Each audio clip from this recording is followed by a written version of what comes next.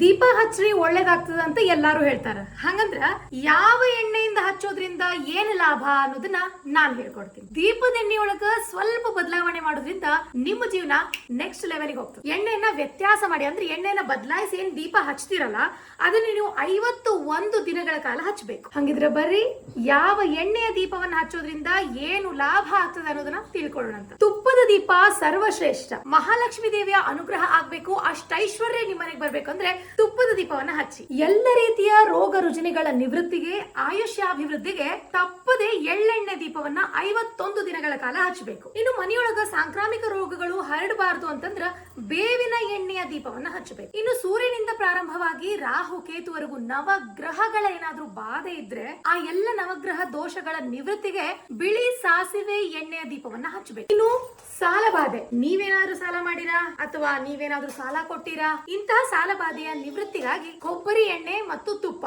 ಈ ಎರಡನ್ನೂ ಕೂಡ ಮಿಶ್ರಣ ಮಾಡಿ 51 ದಿನಗಳ ಕಾಲ ದೀಪ ಹಚ್ಚಿದ್ರಿ ಅಂತಂದ್ರ ನಿಮ್ಮೆಲ್ಲ ಸಾಲ ಬಾಧೆಗಳು ನಿವೃತ್ತಿ ಆಗ್ತದೆ. ಇನ್ನು ನಿಮ್ದೇನಾರ ಅಂಗಡಿ ಇತ್ತು ಅಂತಂದ್ರ, ಹೋಟೆಲ್ ಇತ್ತಂತಂದ್ರ, ಪಾರ್ಲರ್, ಬ್ಯೂಟಿ ಪಾರ್ಲರ್ ಇತ್ತು ಅಂತಂದ್ರ, ಟೋಟಲಿ ನಿಮ್ದೇನಾದ್ರೂ ಒಂದು ಮಳಿಗೆ ಏನಾದ್ರೂ ಇತ್ತು ಅಂತಂದ್ರ, ಜನಾಕರ್ಷಣೆ ಆಗಬೇಕು ಅಂತಂದ್ರ, ನೀವೇನಾದ್ರೂ ರಾಜಕೀಯ ವ್ಯಕ್ತಿ ಆಗಿದ್ರಿ ಅಂತಂದ್ರ, ಅಂದ್ರ ನೀವು ಜನಾಕರ್ಷಣೆ, ನಿಮಗೆ ಓಟ್ ಬೀಳ್ಬೇಕು ಅಂತಿತ್ತಂದ್ರ, ಟೋಟಲಿ ಒಂದು ಜನರ ಆಕರ್ಷಣೆ ಆಗ್ಬೇಕು, ನೀವೇನಾದ್ರೂ ಯೂಟ್ಯೂಬರ್ಸ್ ಆಗಿದ್ರ, ಕಂಟೆಂಟ್ ಕ್ರಿಯೇಟರ್ಸ್ ಆಗಿದ್ರ, ಜನರ ಆಕರ್ಷಣೆ ಆಗ್ಬೇಕು, ಫಾಲೋವರ್ಸ್ ಹೆಚ್ಚಾಗ್ಬೇಕು ಅಂತಂದ್ರ ಅಂಕೋಲ ತೈಲ, ಭೂಚಕ್ರ ತೈಲ ಹಾಗೂ ಕಸ್ತೂರಿ ತೈಲ ಈ ಮೂರನ್ನು ಮಿಶ್ರಣ ಮಾಡಿ ಹಚ್ಚಿ 51 ದಿನಗಳ ಕಾಲ ವೇಟ್ ಮಾಡಿ ನೋಡಿ. ಇನ್ನು ದೃಷ್ಟಿ ದೋಷಗಳ ಪರಿಹಾರ, ಪುರುಷ ದೃಷ್ಟಿ ದೋಷ, ಸ್ತ್ರೀ ದೃಷ್ಟಿ ದೋಷ, ಮಾಟ, ಮಾಯ, ಮಂತ್ರ, ಯಂತ್ರ, ತಂತ್ರ, ಭೂತ, ಪ್ರೇತ, ಪಿಶಾಚಾದಿ ಬಾಧೆಗಳ ಎಲ್ಲದರ ನಿವೃತ್ತಿಗೋಸ್ಕರವಾಗಿ ಅಂಕೋಲ ಎಣ್ಣೆ ಹಾಗೂ ಚಕ್ರಗಟ್ಟೆ ಎಣ್ಣೆಯನ್ನ ಮಿಶ್ರಣ ಮಾಡಿ ಹಚ್ಚ್ರಿ, ಒಳ್ಳೇದಾಗ್ತದೆ. ಈ ಎಲ್ಲಾ ಲಾಭಕ್ಕಾಗಿ 51 ದಿನಗಳ ಕಾಲ ದೀಪದ